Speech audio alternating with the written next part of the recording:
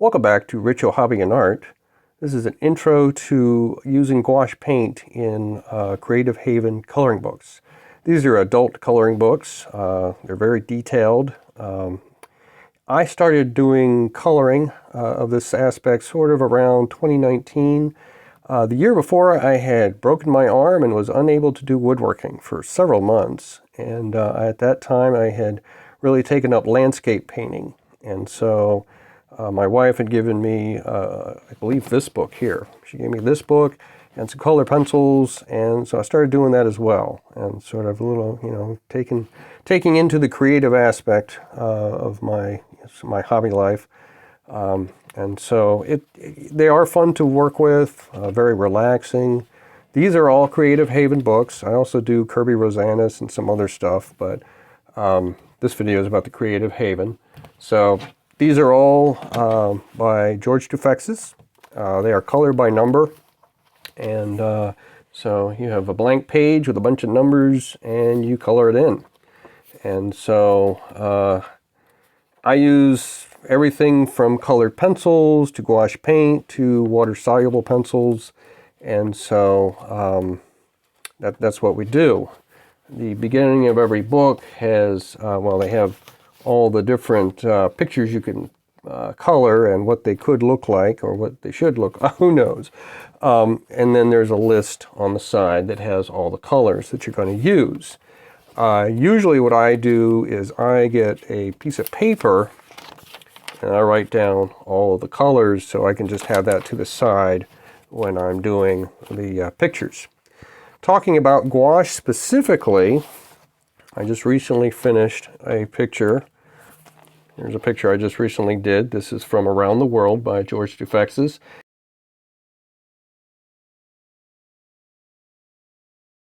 And this is Senegal. And so this was done with gouache paint. I had last summer, I had also done this one, which is from Quebec City.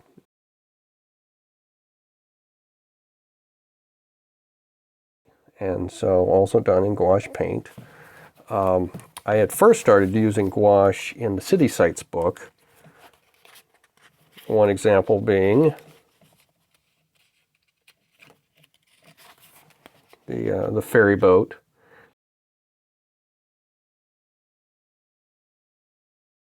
Ferry boat, if you have this book, you know that the ferry boat is also on the back cover. And they often have an example of something on each of the covers.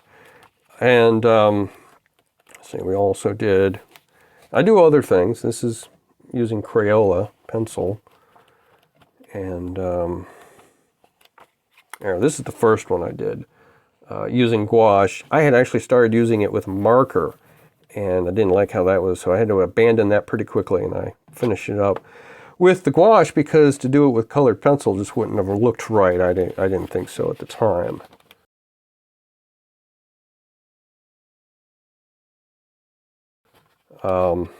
And then the first one I did with gouache in this book is this one. And I really liked the way that came out. And so I decided to just continue. And so some things I do with colored pencils, some things I do with the gouache. Another example of something you can use is water-soluble pencil, which is what I've been using in this book. So this is using a water-soluble pencil to apply sort of just like you would with a colored pencil, and then using the water pens to basically activate the color, the pigment. And so these come in different tips. That's why I would use that. And so that one is an example. This one is an example, and then the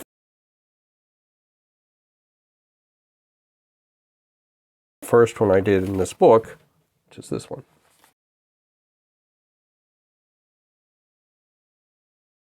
About some of the materials that I use.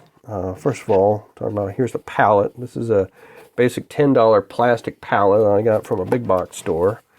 It's still laid out with the colors from this last one I did. Has a little removable tray. It's easily washed. The whole thing is easy washed, although I will say this washes up much easier than that does.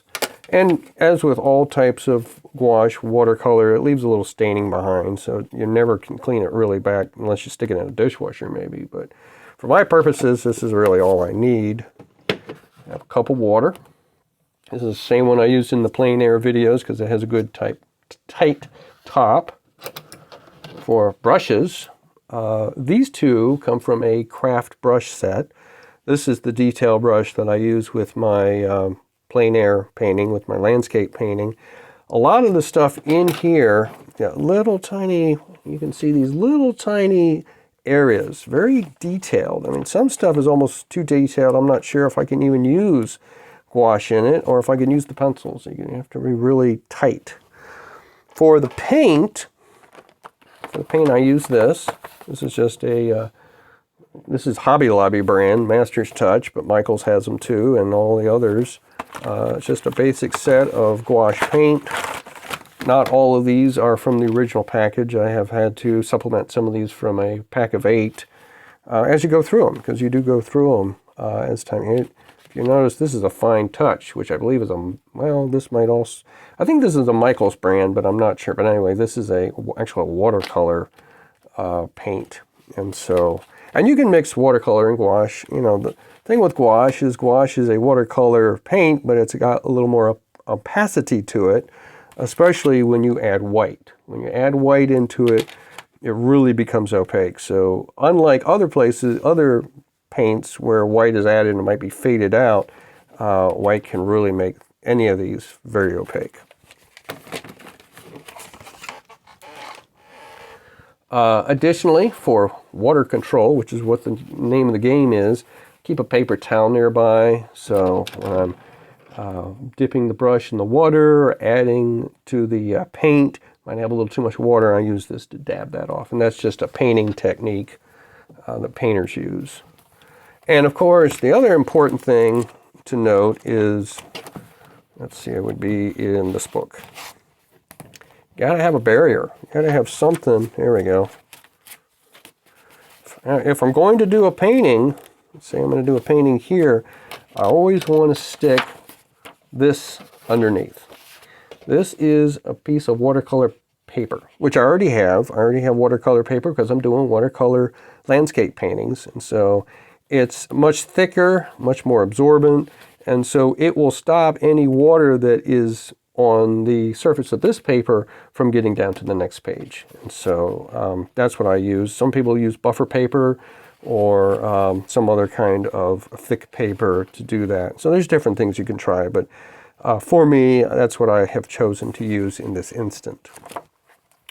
And then the other thing to consider about this, a lot of people complain about how it makes your pages all crinkly, and personally, that doesn't bother me. So this page is a little crinkly, and this page is a little crinkly, and so what? I like it that way. I like that. I like the way it's given it a little more definition to the pages, because for me, I like a book that has colored pages, not a book of nothing. The pages are perforated. You can remove them, but I'm not one of those people who remove them. I like to keep them together because for me, a book of this width takes up less room than a binder portfolio kind of thing. That takes up a lot more room. So, but to each his own. So if you are interested in seeing me actually work on one of these, the next one I'm going to do in this series would be not in Around the World. The next one I'm going to do is in By the Sea. So the next one I'm going to do in this book is this one here.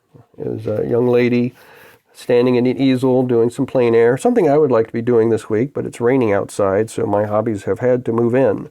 So anyway, that's the next one I'm going to do. If you're interested in seeing me do some of this on camera, let me know in the comments. So otherwise, continue to stay tuned for other random objects, travel souvenirs, and content on this channel.